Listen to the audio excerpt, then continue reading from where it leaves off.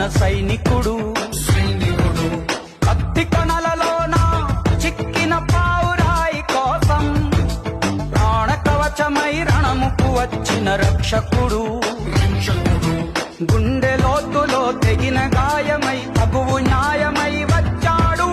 కంచు కోటలో రాకుమారి పెదవంచులపై తిరునవ్వవుతాడు వీడే